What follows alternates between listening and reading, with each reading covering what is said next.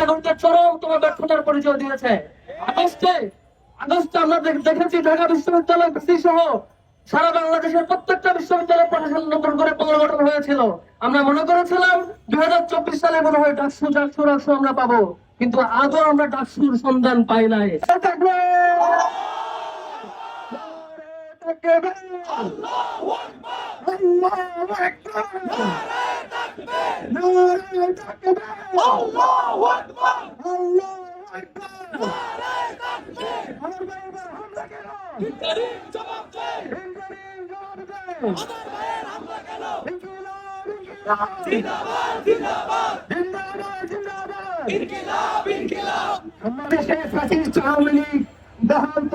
বর্তমানে রয়েছে সংগ্রামী উপস্থিতি।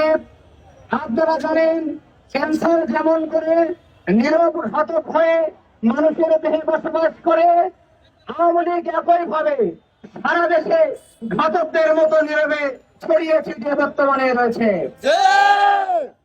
তারা সুযোগ পেলে জুলাইয়ের মতো করে আবারও হত্যা ও রক্তের খেলায় মেতে